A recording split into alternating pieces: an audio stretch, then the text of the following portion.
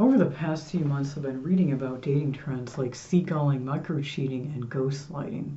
Since when did dating become like a pop psychology quiz? If you're over 40 like me, you don't care about aesthetic dating trends on Tinder. You care about your peace of mind.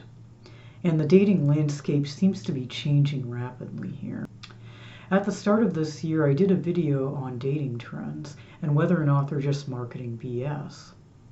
This was in response to Tinder, Plenty of Fish, and other survey data that came out around that time. The Tinder and Plenty of Fish data was focused on Gen Z and millennials. In a more recent video, I've ranted about how a lot of the dating press out these days seems to be focused on younger people. Older people have different issues that they face, but they don't seem to be covered as much. Today I'm doing a reality check on these trends. Which ones are real, which ones are toxicity wrapped up in a different name, and one shift that might save your dating life if you're over 40. Hi, I'm Michelle Troutman, creator of the MyJourneyToLove.com blog, where you don't need to fit in, just show up as you are on the path to true love. If you're ready to trade dating rules for real intimacy, hit subscribe, like this video, and let's get ready to dive into the latest dating trends. This spring, these are some of the trends that were covered in the press. In USA Today, they covered ghostlighting, essentially a toxic combo of ghosting and gaslighting. Ghostlighters drop all communication only to reinitiate contact later, as if nothing ever happened. To make matters worse, they'll often try to gaslight the person they were dating into believing there was no ghosting taking place in the first place. Here's my hot take on ghostlighting. It's not new. It's just a new name. I've experienced this. Like when a guy disappears for 2 weeks and then pops back up and says good morning, acting like we're best friends. When I call him out on his silence, he acts like I'm being too dramatic. That's not a 2026 trend. That's just emotional manipulation with better branding.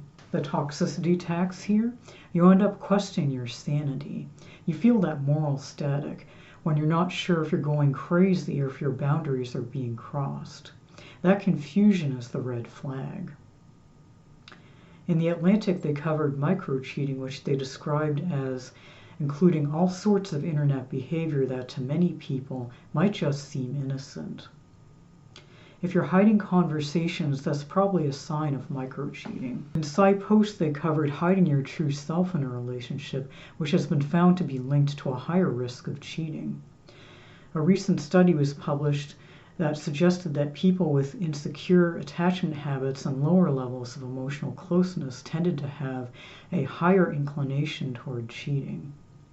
These findings suggest that cheating is often linked to unmet emotional needs and personal vulnerabilities rather than simply bad intentions. If you're not sure if you're hiding yourself on dates, take the Am I Dating in Disguise quiz. More about that at the end of this video.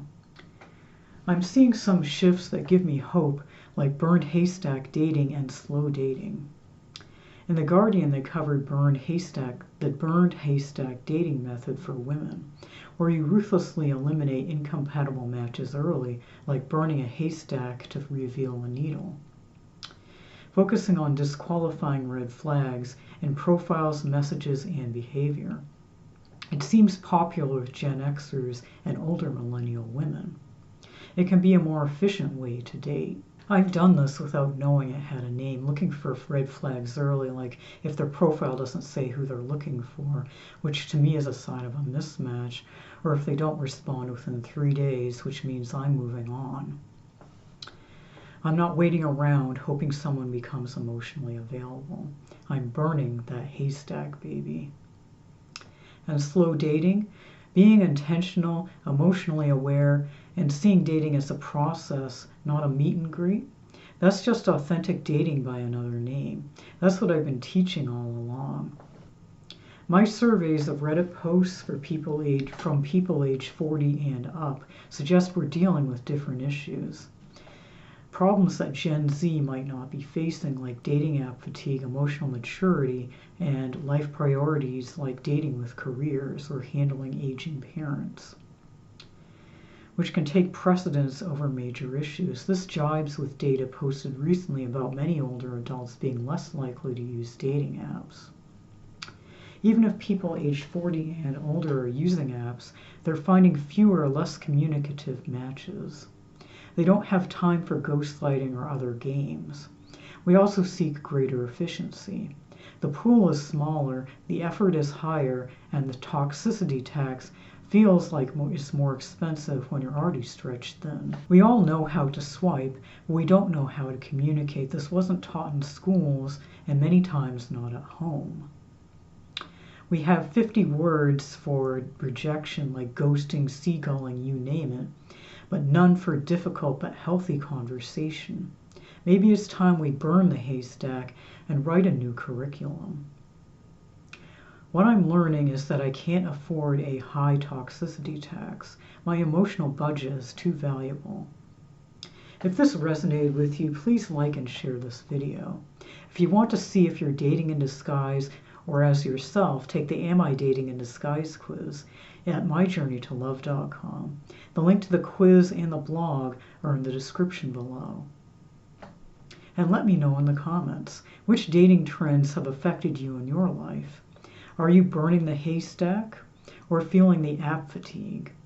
Let's talk about 40+ dating issues. Thank you so much for watching.